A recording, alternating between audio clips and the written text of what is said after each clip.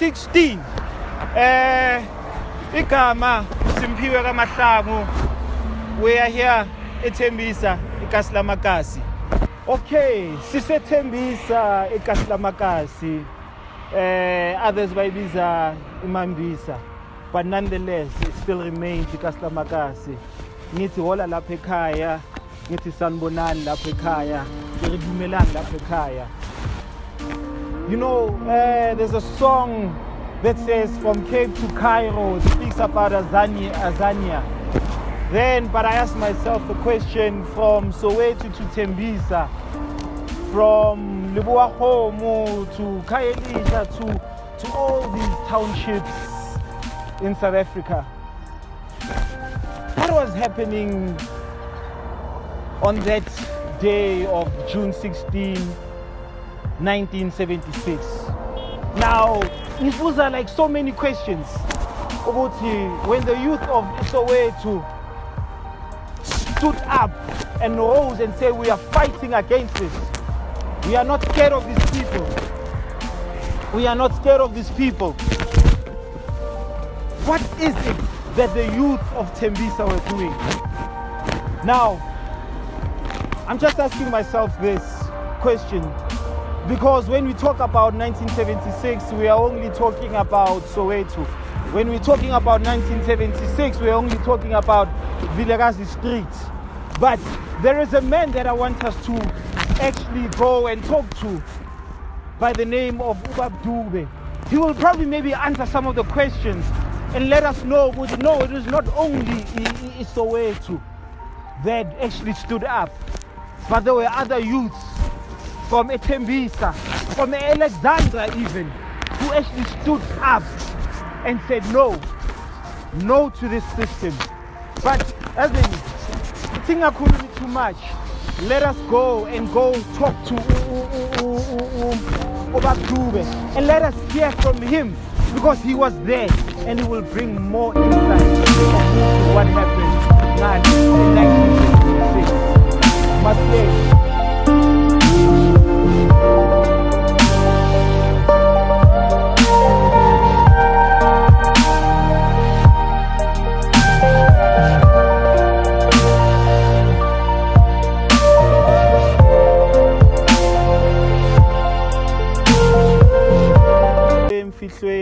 At the cemetery in Tembisa, we're going to be interviewing our father, La Ubab Dube. He's just going to be telling us more about one of our forgotten struggle icons, but he will go deeper into what we'll be discussing today. Ubab Dube, please tell us why we are here today. Number one, this yes is not only a reminder or a commemoration of our struggle. Yes. This is a feast of defiance. Okay. That it doesn't matter how separated we are as fingers. Okay. But we can be united as one and have the power of the feast. Okay. So this is what this stands for. But now when we're talking about the power of the fist, who are we talking about exactly? This Mthuli Gashiz. Oh, from okay. Welamlam. Okay. I can say he's the father of the struggle. Okay. Of Welamlam. That's who inspired all of us. Oh, okay. Because we were young when he died. Yeah. Understand? We couldn't understand his dreams, his wishes. Yes. His defiance. Yes. Of the system at that time. Yes. But as we grew older, and being reminded by this feast standing there, we started understanding exactly what it is that he stood for. Black defiance against oppression. Okay. This is not only a reminder, this is a monument to our pain in the past. This is a monument to our suffering and a monument to our liberation. I have one more question. Now, 1976, 2020. What do you think the youth of Tembisa, do they know who our late struggle icon Umthuli Kashezi is? They wouldn't know. Okay. This is part of the history we choose to bury. Part of the history we choose to forget. Understand? Because it's too painful to remember. We are not going to teach our children, says, hey, there is a black feast in the cemetery, and what that feast represents. We can never tell them that. Yes. Understand? Yes, yes. Because these are the tears we are trying to let fall to the ground. Okay. And be forever forgotten. All right. So, but this is the history that probably all of us should teach our kids. We should try to remember. Because this is where we came from. This is what made us us. This is what made us struggle. Yes. To try to take the yoke of oppression, the yoke of apartheid off our shoulders. This is where it's represented. Okay, we hear you. As you can hear, Ubab Dube just letting us know that as the youth of Itembisa, you know, we have forgotten our struggle icon. Not only have we forgotten, we don't even know of who is our one of the late Umthuli Kashezi. So we need to dig deeper and find out who was involved, who made sure that Itembisa, the youth of Tembisa, is where it is today. And if we do not know, we'll always look at other places, but we'll forget there were other people, other forgotten struggle icons like Umthuli Kashezi. Thank you very much, Babdube.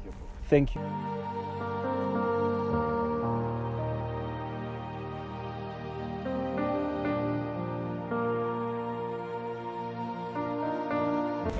How he gathered the youth, how he gathered abantu so that from Ongoye. Okay.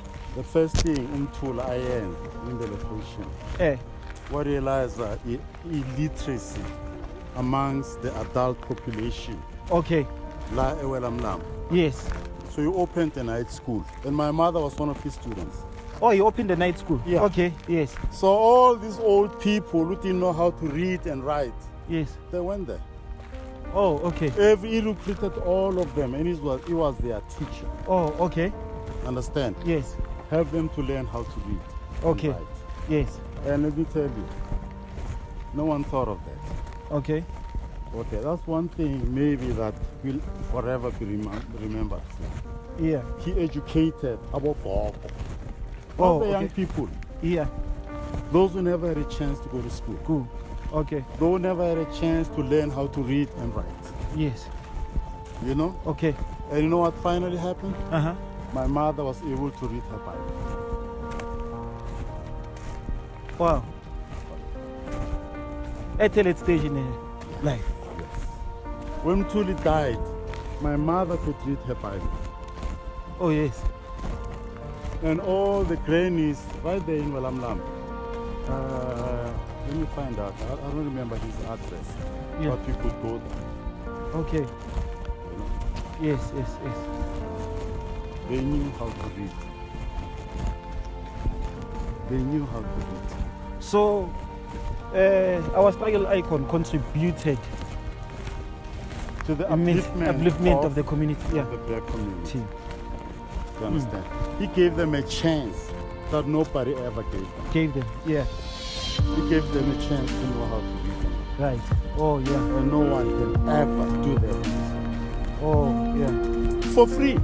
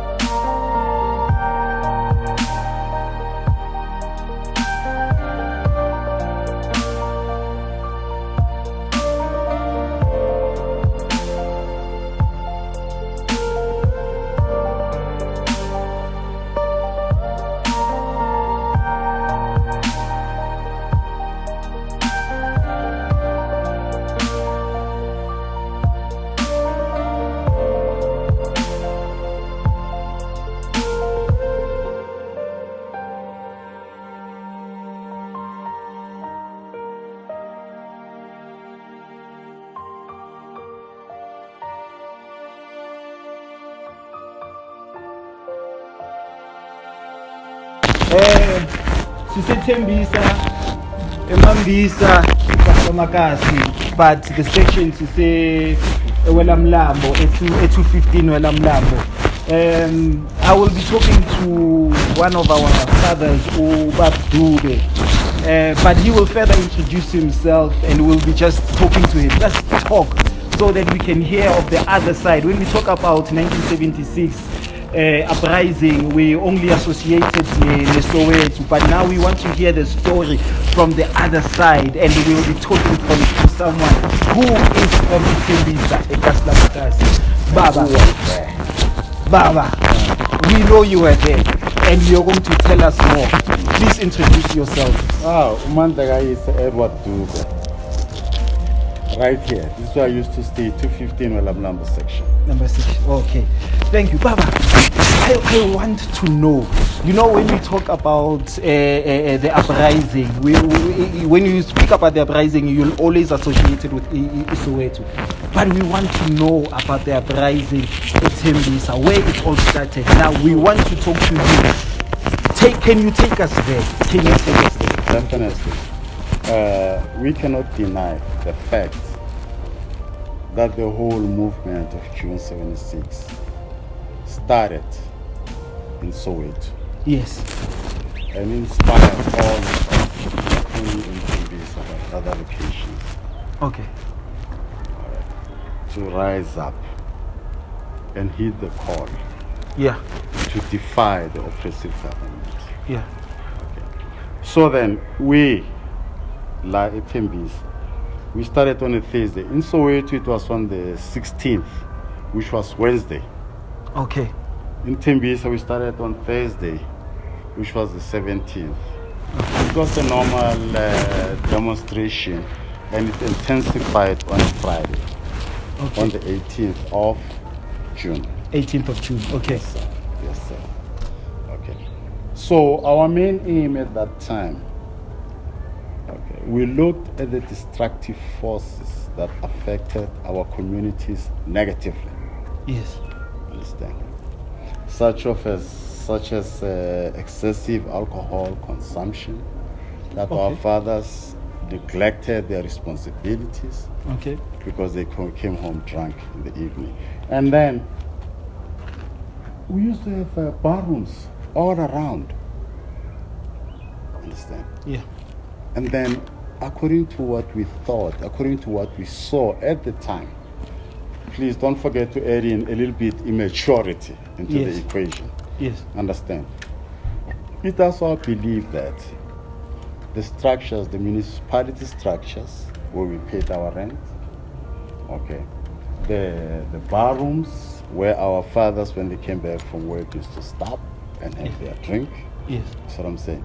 Those were destructive to our community. Yes. That's why we could not reason properly and see the magnitude of our oppression. Yes. So on that Friday, that's what we did. Destroying all the barrooms, government-owned barrooms, yeah, and all the offices, where we were government offices where we used to pay rent. Yeah. Yes, sir. So then it was a little bit destructive, you know, as you understand, the anger. Yeah. And like I'm saying, it was anger pouring over. Okay. Understand? Yes. And destroying structures that we believed were our oppression, were a result of our oppression. Yeah. Understand? Understand. So. Wait to. Chaos going on. Chaos going on. The chaos here, you're telling me that you were just also displaying. You also displaying. But can you what happened thereafter? Can you tell us about the following day, the police coming in? Yeah, but I mean, listen, that's why we planned it for Friday. Yeah. Okay. So that those who could escape the country could. Yeah. Because we had a weekend. Oh, okay. All right. So what I'm saying is, what happened after is very unpleasant. Oh, okay. All right. Yeah. A lot of people were detained. Okay. So I'm saying a lot of people, some of them never made it back to Yeah. And I mean, it's a painful history. Oh, okay. Then with the student leaders, how was the communication amongst the student leaders in Soweto, the student leaders Alexandra, the student leaders? Listen. First of all, an uprising. Yeah. It's not a coordinated effort. Yes. That we unite by districts, different districts. Yes. It's something you feel instantly. Instantly. Yeah. This has to happen in order to call attention to our plight. Ah, okay. That's what I'm saying. Yes. You know, the organization, the meeting with the SRC in Soweto, Tembisa, the East Rand, you know, all that happened after. After, yeah. That's what I'm saying. Yes. And most of us were gone by then. Oh. Yes. So when you're talking about gone, what happened? Now everything is done. Everything is done. What happened thereafter? Listen, you knew. Yeah. And you know, I as a leader of that movement at that time, I was obviously a target. Okay, tell us more about that. Yeah. So the first thing was to get out of the country. Okay. So you were in exile? I went into exile. Swaziland. Yeah. Yeah. Skip straight to Swaziland. I went through Gogo. One in the southern part of Swaziland. That's where I entered, next to Mahamba. Okay. Yeah. You went to exile. You had to go into exile. It's either you die or you run away. Yeah. Oh. There was no option. And you were in exile for how long? Oh, I came back to South Africa in 1996. 1996. And at that time, your family, I mean, when you speak about 215, you speak about it with pride. You've left now, but the people that you have left behind 215, I cannot begin to explain their suffering. I cannot begin to explain how many times my father was detained. Okay. How many times my mother was detained. Yeah. Because somehow there was a belief that they knew where I was. As simple as that. Okay. There are people you can probably ask who can testify to that, because I was not here. Yeah. I was in exile. Okay. But then the thing is, the system targeting parents, like they were involved in the whole uprising. Yes. Understand? I don't think it was justified.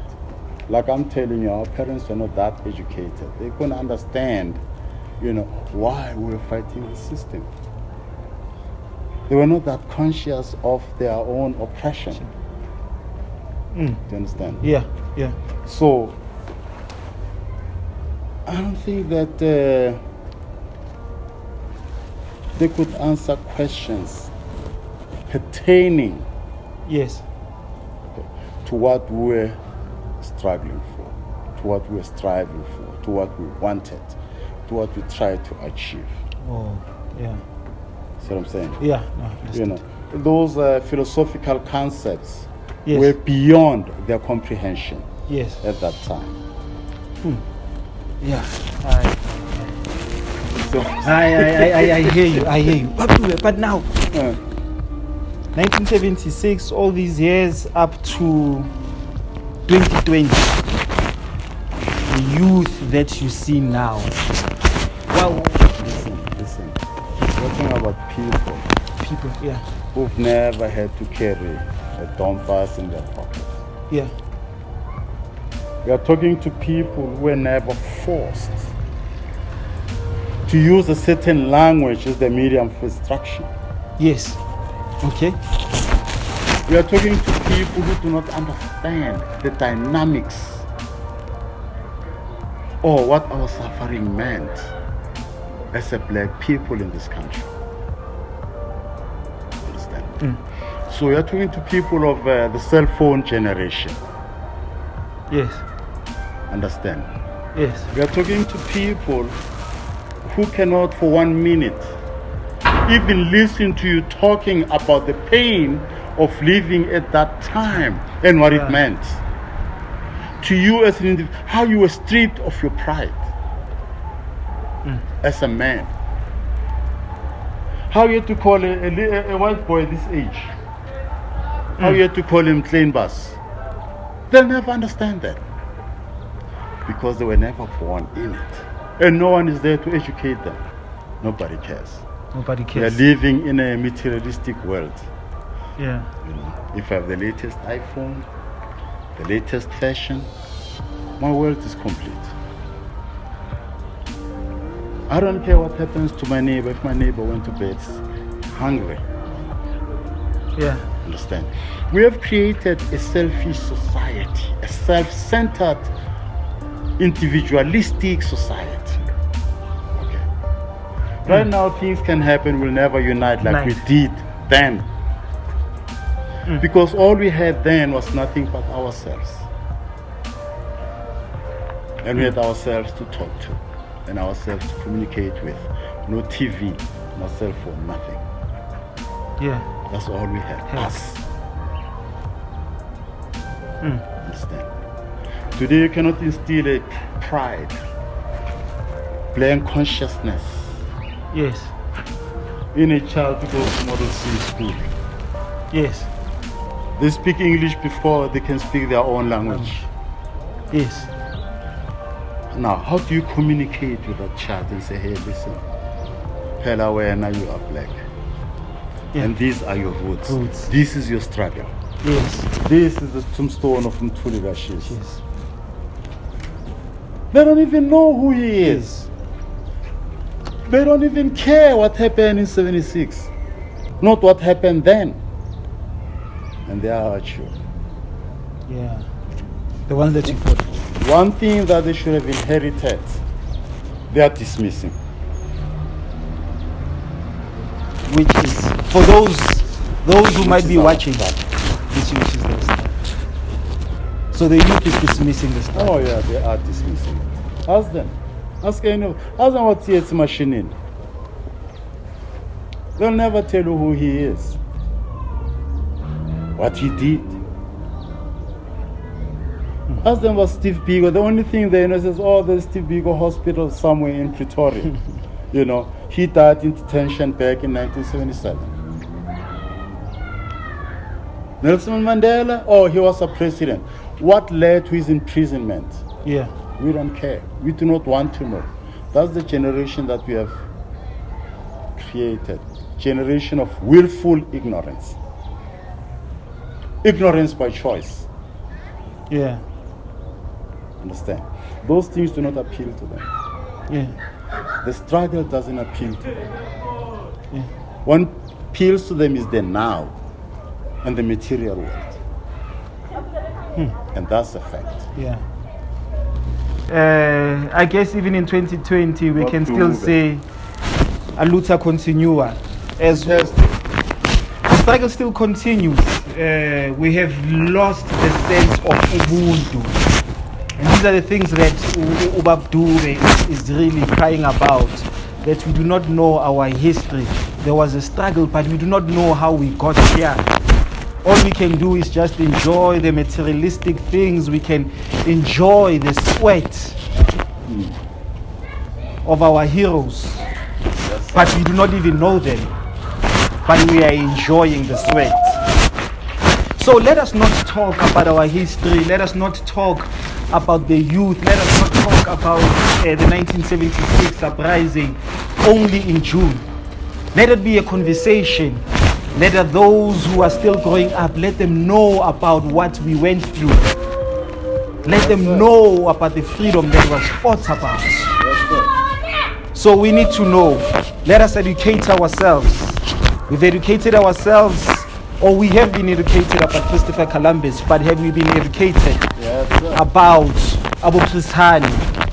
Have we been educated about Steve Biko? Have we been educated about Oliver Tambo? Albert Sisu, Robert Sisu, have we been educated? Let us not forget our culture. Let us not forget our history. Let us not forget where we come from. When we say Amandla, You must know what it means. do we know what it means? When we do this, do we know what it means? What and what does it mean? It's time to go to Tembisa High, Tembisa Mambisa. Let us go and learn more about our history. Thank you.